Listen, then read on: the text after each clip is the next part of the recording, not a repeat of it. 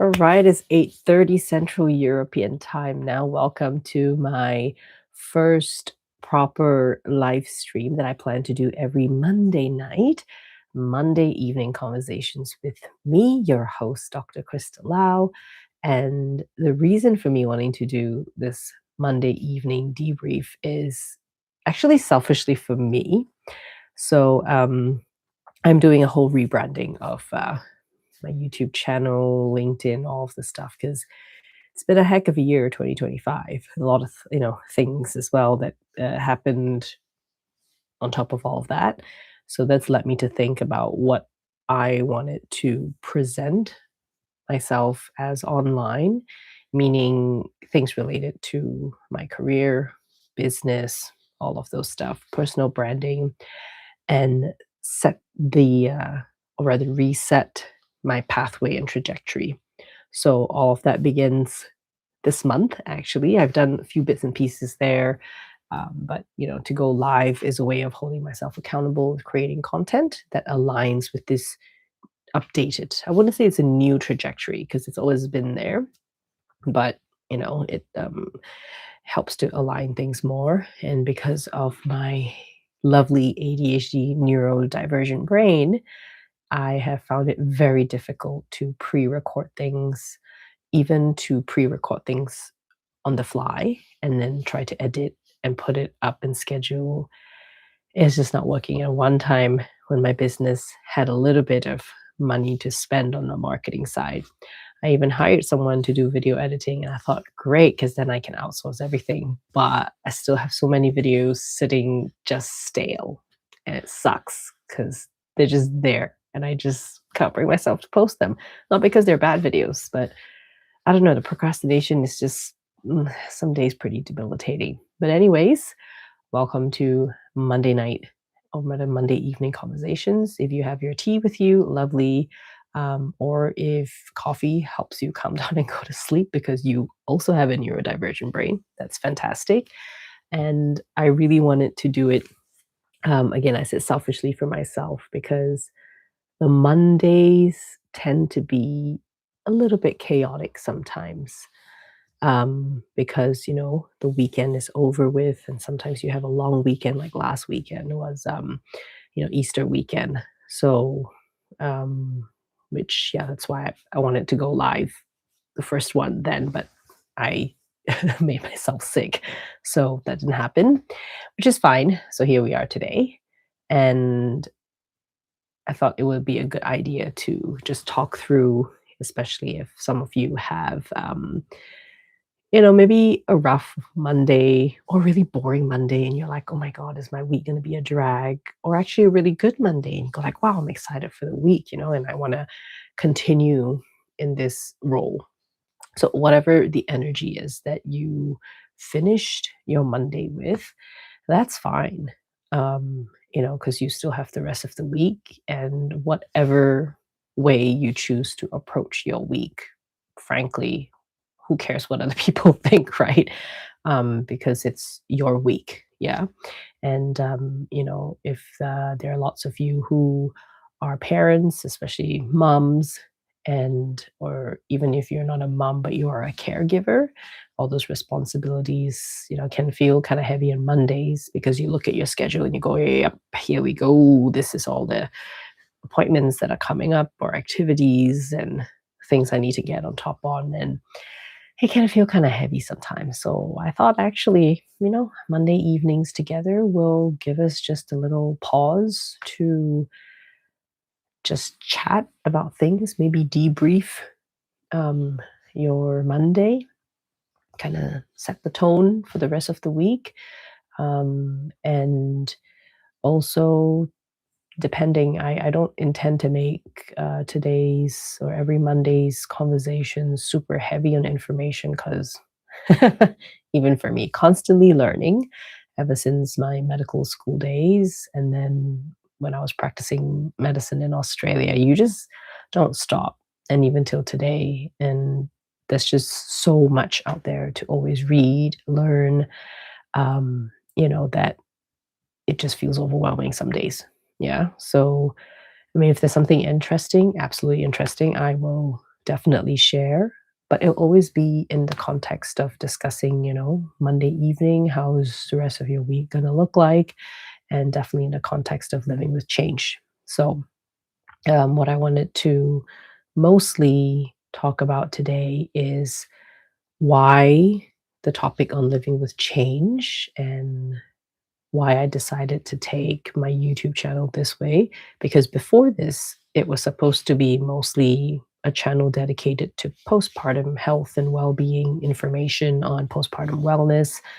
And I kind of figured that actually would pigeonhole me because my background is actually, well, in Australia, until you actually finish training as a specialist, you are just like a general physician. You're not really a GP either, because that's another specialist training specifically for general practitioner and family medicine.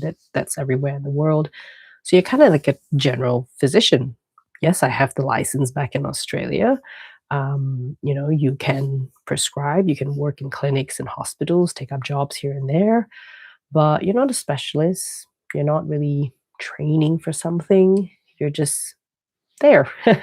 And you end up doing the bread and butter of most medicine. And to be honest, um, most people in that type of medical role or that level in Australia, you are mostly doing internal medicine, which means you kind of got to know all the medical stuff. Of course, surgery is a different thing. There's general surgery, but I'm talking about medical, non-surgical areas.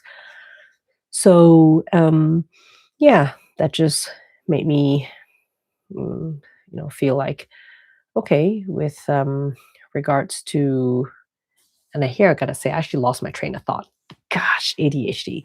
But yeah, I mean, the reason I wanted to share that is that, you'll find that when I talk about living with change, and why I decided to change, I got, I got the topic back. Why I decided to change from specifically focusing on postpartum health, wellness, and health well-being to just living with change, is because, yeah, of my background.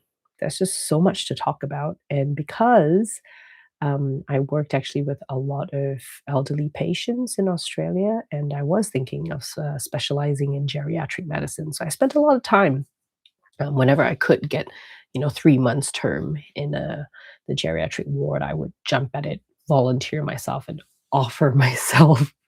And I just really enjoyed it, both working with the team as well as working with the patients. Yeah, just something about that. I like to joke that, I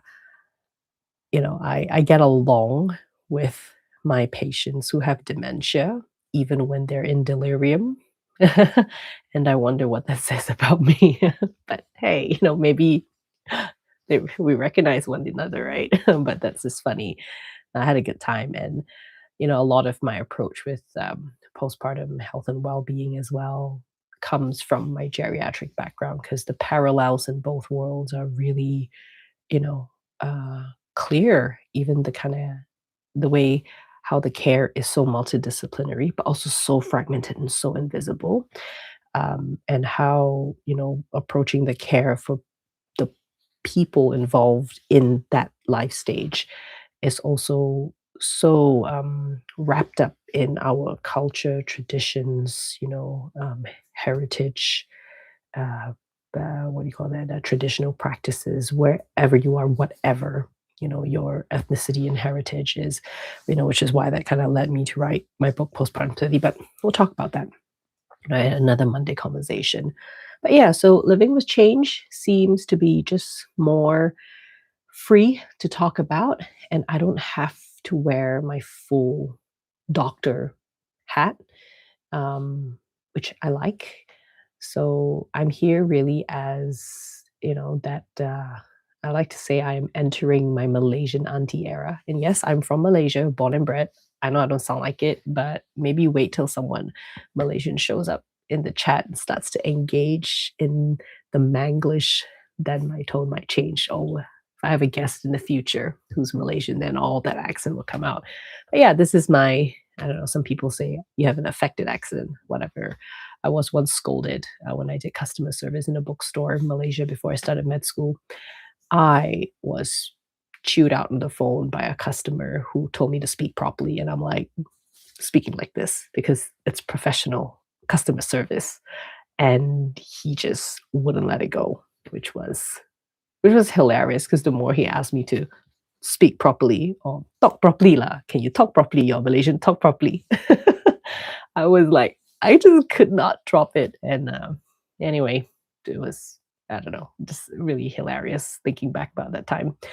Um, but yeah, so deviation, um, back on track. But yes, so living with change allows me to be Crystal, who happens to be Dr. Kristal Lau, and I'm here as your, again, millennial, right? Growing up in the time where the internet just came up, intersections of everything, explosion of tech and internet. I'm that online friend of yours who is embracing her auntie era, specifically Malaysian auntie era. And that persona actually comes out a lot more on Twitch. I started a Twitch channel as well, specifically to live stream whenever I want to get work done for my business, when I'm studying, when I'm writing like professionally in terms of with my colleagues and peers, and we want to do some scientific writing, because doing everything by myself now is just lacking a lot of structure. Yeah. And this neurodiversity in my head just doesn't do well with that. Like it loves my brain, really loves the freedom that I have with being able to do whatever work I choose to each day, even if I'm not earning earning money yet. But we'll get there. We'll get there. Um, it's so good to be able to just pick something and do it. But at the same time, there is no structure, because I can do whatever I want. And that can lead to some paralysis sometimes. So, that's why I figured showing up here on YouTube for Living with Change, I can approach things in a more lifestyle way as your online friend who happens to have a physician background, scientific background, author, award-winning author, actually. My mentor runs the American Sleep Clinic in Frankfurt. So, um, yeah, there's a big part of my background and experience that I can share here in a lifestyle context. And then, living with change allows me to carry this channel on really until I'm 60 or 70. That'll be quite interesting. And then to look back in the channel to see me in my mid approaching late 30s. Um, and then that going up till like 70 something. That'll be pretty interesting, I think. Oh, then you can see me age online. And I can tell you now, I might be tempted to do something to my face in the future. Who knows if I become super famous? But I'm so lazy. Yeah, I don't even know if that'll happen. Like I barely comb my hair. The most I do is put a toner and a moisturizer on my face and sunscreen, probably the next level. I like to try to wear makeup for fun, but even then it's such a chore. I just don't. But I would like to because I feel fancy. As I tell my kids, we're all beautiful and we're good looking. Everybody looks different, right? And the makeup and all that, it just makes us feel more fancy, not that we're ugly and the makeup makes us beautiful. No, because yeah, two girls, and I grew up with a lot of connotations about my looks and how it's not good enough, not perfect, not of course nobody's perfect, but as a young kid, that kind of does something to you when you're looking yourself in the mirror when you're older. But anyways, I deviate again. But yeah, so living with change because change is the only constant in life. And I just thought that it's so ironic that literally we age and just engaging that science part, your cells, your red blood cells, all your cells turn over. So, if you just think about your red blood cells, like every 120 days, a whole batch dies and a new batch comes out. And so you're always replaced. You're always in a sense, evolving very slowly, changing very slowly. And that's why, aging, change, right?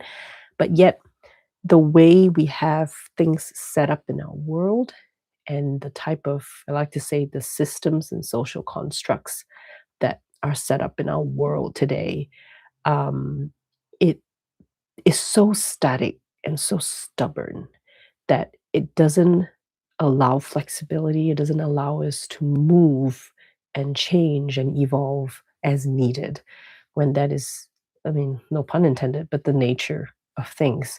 You look at nature, a lot of things, yeah, some things are static, but most things are flexible. The soil, right? The earth, wind, water, even all of the organic stuff, like everything is meant to be flexible and to allow change. So, why is it that the things most humans create are so static and that we are expected to remain the same? Remain, I sometimes, again, I think it's funny when someone comes and says, "Oh, oh, you've changed. You're not like last time before." It's just the way the tone is, the tone that's used. Like it's not really a good thing. Like they expected you to be static for some reason. I'm like, well, of course I've changed. Life, number one, has hardened me in some way. I've been through some stuff, and that's gonna reshape how I view things. It's going to reshape my resilience and my tolerance. Hence, me, early on right now to embrace my Malaysian auntie era rather than wait till I actually hit perimenopause. Might as well just get the attitude first, right? And maybe that could lead me somewhere. Um, and it's just interesting. So all to say, this first live stream. I'm kind of excited, a little bit nervous. That's why I have my little towel here. It's for my nose as well.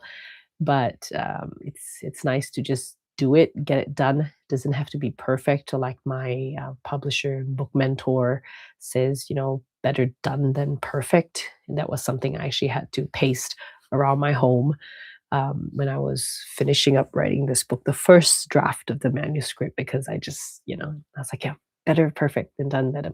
Sorry, better done than perfect. No, better perfect than done, better done than perfect.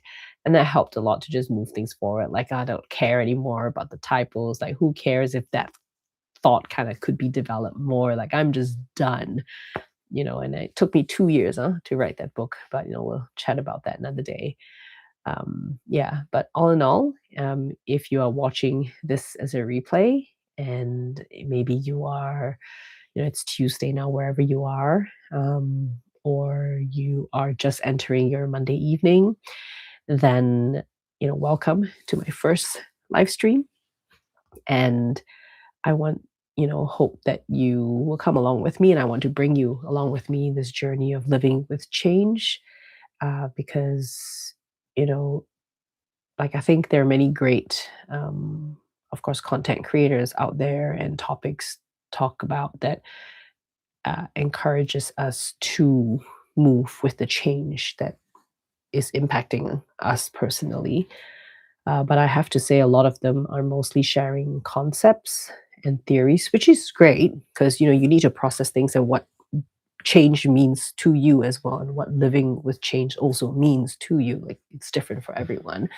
But I like to think that here we're having a live conversation and we can actually, live it a little bit, this 30 minutes together and do something as well. So those of you who want to get some stuff done, come with me on Twitch. I have the link in my YouTube about and as well in the description that I'll put in the video.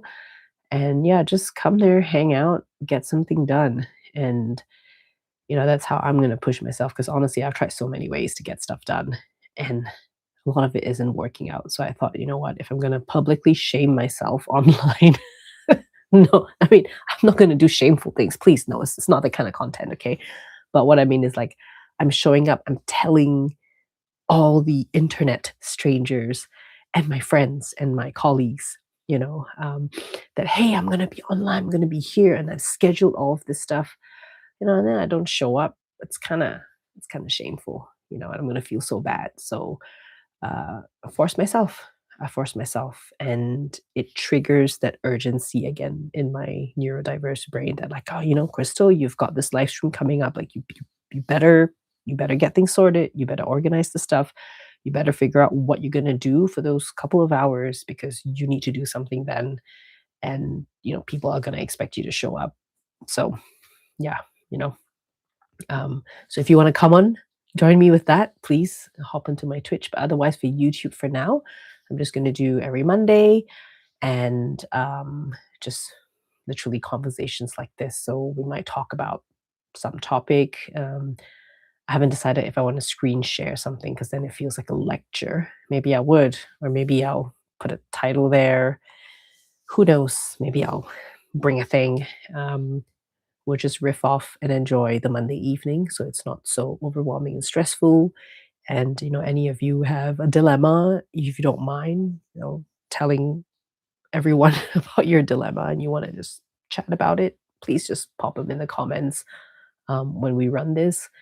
Or if you're watching the replay, just pop it in the comments anyways. I would love, love, love to get back to you. Yeah, and of course, you also have to understand that nowadays everyone on YouTube is selling something. Am I going to sell you something right now since we're towards the end of our 30 minutes?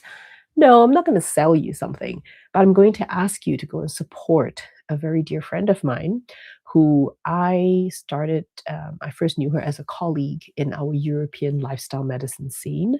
Her name is Dr. Mariana Rickmann, and she has been a huge supporter of my past year through all of the big personal stuff that I went through, and really encouraging me not to give up because I did want to give up on a couple of things that we were working on together. And she's like, no, Crystal, don't give up just yet. She's like, just go and rest and come back and we can do it together. So, Dr. Mariana Rickmann, if you're listening, thank you so much. And I want to give her a huge shout out to one thing that she's working on right now. I mean, she doesn't have ADHD brain like mine, but she also has a ton of projects, as you would with all of us in academia, clinical, and even those of you who are not in the sciencey part, or you're just in business, or you're an artist, or whatever. Like, everyone's just got so much going on because this is the 21st century. Okay, deviation. I'm sorry, tangent. But yes, so a particular project of hers I want to highlight for you is those of you who are going through perimenopause right now, or you think you are, or you're like me. I'm 37. Am I 37? Yeah, I'm 37. Am I going on 38? I need to count. I forgot. Um, and say you in this age, you want to understand it more and prepare yourself for that stage, or someone, a loved one, a friend, family member, your spouse or your partner who is going through perimenopause, or again is looking for more information to prepare for this time, please go and check out Dr. Mariana's link in the description. It is her My Journal project. It's a journal to guide women on understanding perimenopause and then able to guide them using evidence-based recommendations as well, following the European lifestyle medicine approach, which is 8 pillars of lifestyle medicine, not 6 pillars. And I think it's going to be something very fun and engaging because lectures are one thing, but we all know when it comes to doing new or changing health behaviors and habits, you got to do it repetitively, and you actually got to approach it in a way that you are going to enjoy the process. And so I'm so excited that she has this journal because I love journals, although I never finish using them. But I'm learning now that this whole ADHD thing has been really explaining a lot of my the way I behave as well. But at the same time, actually, for those of you ladies out there who do have ADHD like me, um, and any other type of neurodiversity in your lovely brains, understand as well that our hormonal cycles and our female womanly life stages. um it how would I say this? The experience of the life stage itself, so say puberty, perimenopause, postpartum, menopause, right? That experience can be wildly different than someone without ADHD. On top of that, our ADHD itself can also be affected by that life stage. So, you know, it's so in that sense, learning more is important for us. We kind of probably have to learn more, and so I encourage you to check out that journal. She's got a wait list right now. It's just getting things geared up to get it going and live. So please check that out. Support her because I just want to just give her a huge, thank you and shout out for what she's given me this past year. Okay. So we are at the end of our 30 minutes. I think I'm getting good at this. I need to just practice a little bit more, right? So I'll see you next Monday. And yeah, just so you know, I don't really have any topics lined up. So, if I get requests down the road and like a lot of recurring requests, then we can absolutely plan. But I kind of like the Mondays to kind of let it riff a little bit because I want to keep that relaxing type of live stream chat thing going on. Yeah, otherwise, see you tomorrow on Twitch, 9 p.m. till 11 p.m. Central European time. I'm going to be getting some work done. Again, no idea what work yet, but some work will be getting done, even if it's live admin stuff. Okay, I'll see y'all next week. Bye.